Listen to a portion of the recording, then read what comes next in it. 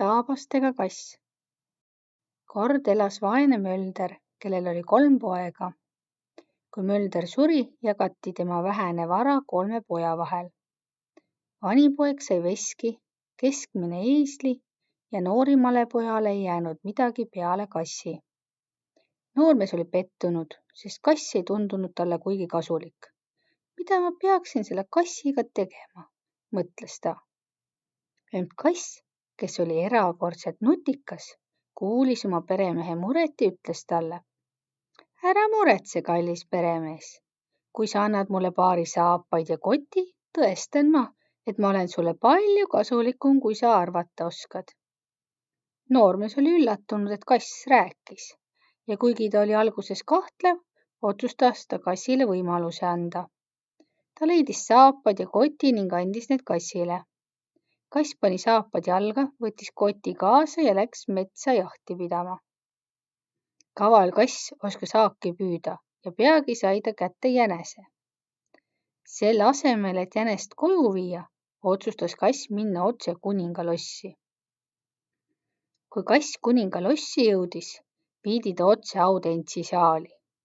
Kuningas, kes oli oma õukonnas tuntud kui lahke ja uudishimulik, vaatas huviga kassi, kes asus tema ette ja tegi sügava kummarduse. Teie majesteet, ütles kass viisakalt. Minu peremees Marquis de Carabas palub teil vastu võtta see tagasihoidlik kingitus. Kass tõmbas kotist välja jänese ja pakkus seda kuningale. Marquis de Carabas, küsis kuningas uudishimulikult, sest ta polnud sellest aadlikust varem kuulnud. Kuid ta oli rõõmus kingituse üle ning saatis kassile ja tema peremehele tänu. Kass oli oma plaaniga rahul ja otsustas sellega jätkata. Järgmiste nädalate jooksul püüdis ta veel palju metsloomi, faasaneid, parte ja muid ulukeid. Ning iga kord viis ta need kuningale kingituseks, öeldes, et need on Marquis de Carabasi austusavaldus. Peagi hakkas kuningas Marquis de Carabasist suure lugupidamisega rääkima, kuigi ta ei olnud teda veel näinud. Kass teadis, et on aeg oma plaani järgmisse faasi liikuda. Ühel päeval, kui ta oli kuulnud, et kuningas sõidab koos oma ilusa tütre, printsessiga mööda jõe äärt, ütles kass oma peremehele. Peremees, tee, mida ma ütlen ja sa saad rikkaks ja võimsaks. Mine ja uju selles jões, kui kuningas möödub ja jäta ülejäänud minu hooleks. Noormees oli taas hämmeldunud, kuid otsustas kassi kuulata. Ta läks jõkke, nagu kass oli käskinud. Kui kuninga tõld mööda jõe äärt liikus, hüppas kass kaldale ja hakkas appi hüüdma. Aidake, minu peremees, Marquis de Carabas on röövlite ohver ja uppumas. Kuningas, kes sõitis oma tõllas koos printsessiga, kuulis appihüüdu ja peatas oma tõlla. Ta saatis kohe teenrid noormest päästma.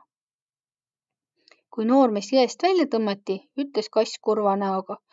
Oh, teie majesteet, röövlid ründasid ja varastasid kõik mu peremehe riided, kui ta ujuma läks. Kuningas, kes tundis suurt austust selle salapärase Marquis de Carabasi vastu, oli nördinud.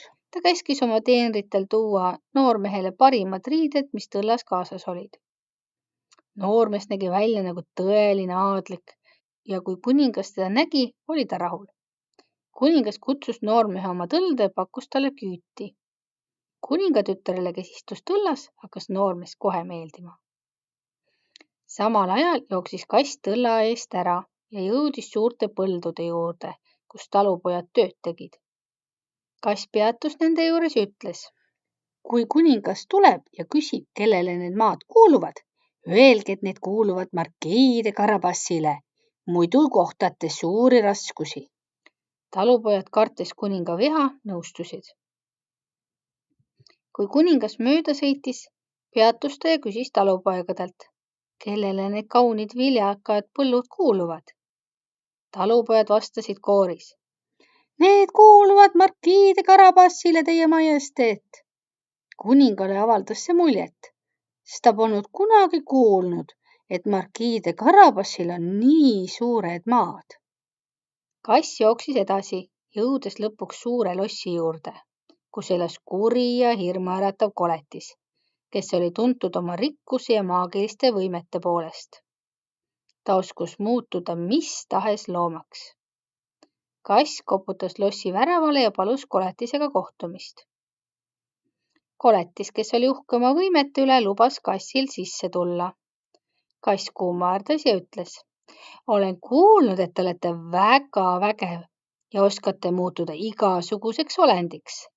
Kuulsin, et võite isegi muutuda lõviks. Kas see vastab tõele?